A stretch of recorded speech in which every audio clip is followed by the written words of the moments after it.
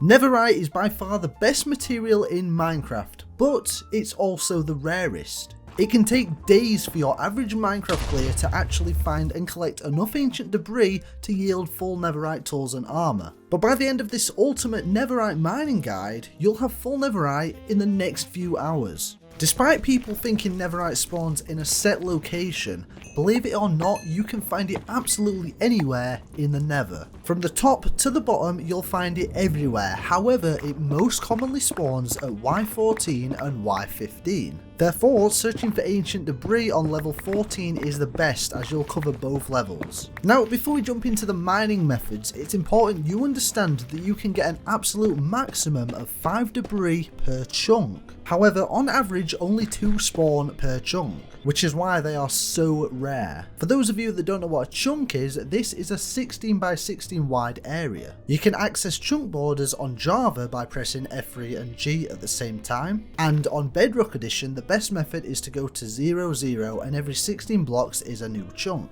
Now, one chunk in the nether contains 16 by 16, and the height limit is 128, meaning 32,768. One chunk in the nether can contain 32,768 blocks, and technically 1.6 of those blocks are ancient debris on average. This chart shows you just how much more concentrated the spawn rate is at Y14 and Y15, so it's important we hit this area. And here's a quick reminder to subscribe if you've already learned something. Method 1. Bed mining. This has become quite a popular method in the last few years, as its debris per hour is quite high. Essentially, you're going to explode a chunk with your bed, but it's not that simple. So first you want to find the edge of a chunk border. From the edge, mine 5 blocks like this and place down the bed and sleep.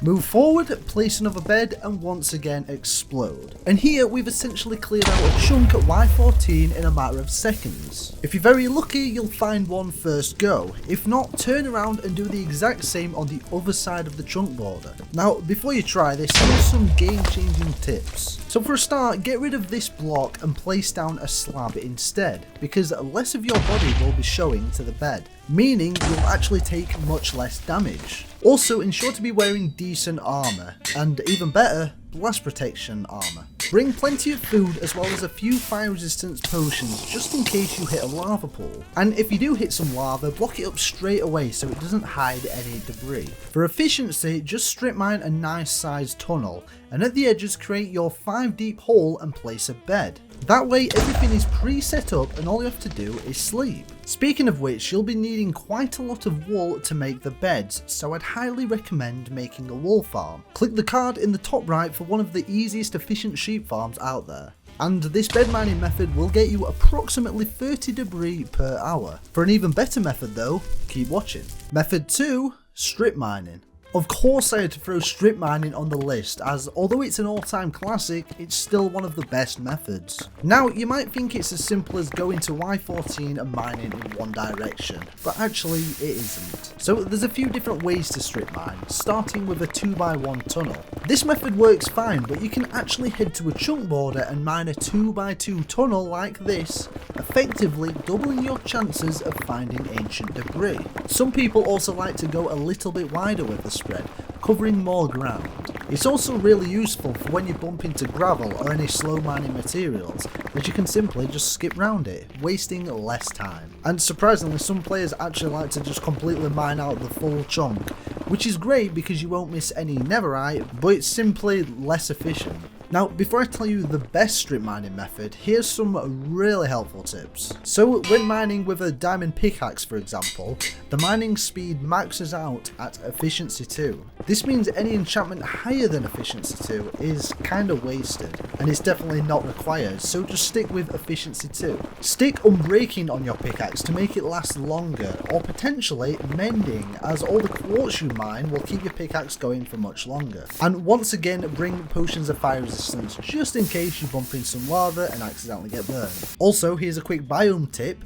If possible, try to do this in the warped forest biome, as only endermen spawn here, making this the most safest biome to do this in. And I would highly recommend staying away from soul sand valleys, as you'll just hit loads of soul sand which will constantly slow you down. And absolutely do not strip mine in the basalt deltas, as you're surrounded by constant lava pools and all the blackstone and basalt, which will slow you down incredibly. Anyway, after testing all these variations of strip mining, I'd recommend sticking with the 2x2 tunneling on a 2-chunk border, as you'll get approximately 40 ancient debris per hour, which is 10 more than method 1. However, this next method is by far the best. Method 3. TNT mining. So for this method you'll just need TNT and a flint of steel, but having access to elytras and fireworks speed up this method. To get lots of TNT, I'd advise moving to a desert, get a few shulker boxes down and clear out a whole area of sand.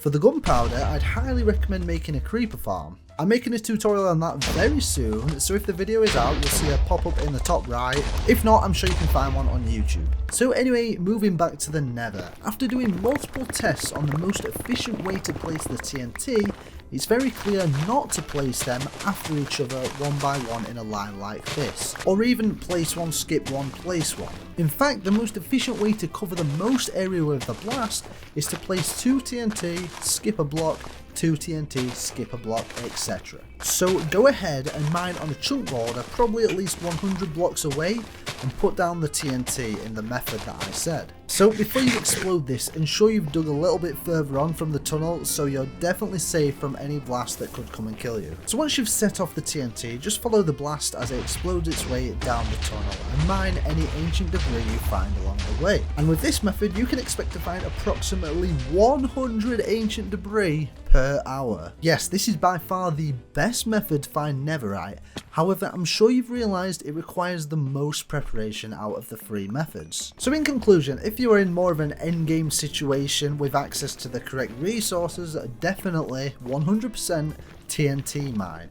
But if you aren't at that stage in your Minecraft world yet, either bed mine or strip mine for sure. Before you go and try these out for yourselves, here's some additional information that will help you out. So when you've collected your ancient debris, craft either a furnace or a blast furnace. Use a bucket of lava as your fuel source, as it is easily accessible in the Nether, as well as it burns for much longer than coal, specifically a total of 50 ancient debris. Now at this point you should have tons of gold nuggets from all the mining you've just done, so craft them into golden ingots. Create a smithing table with 4 wooden planks and 2 iron ingots. Collect your netherite scraps and craft them with the golden ingots to finally create netherite ingots. And the final step is to place diamond armor into the smithing table along with 1 netherite ingot and collect your netherite tools. Now this video took me such a long time to create, so consider subscribing and let me know which method you're going to be using. If you enjoyed this video, definitely check out the ultimate diamond mining guide, and I'll see you there.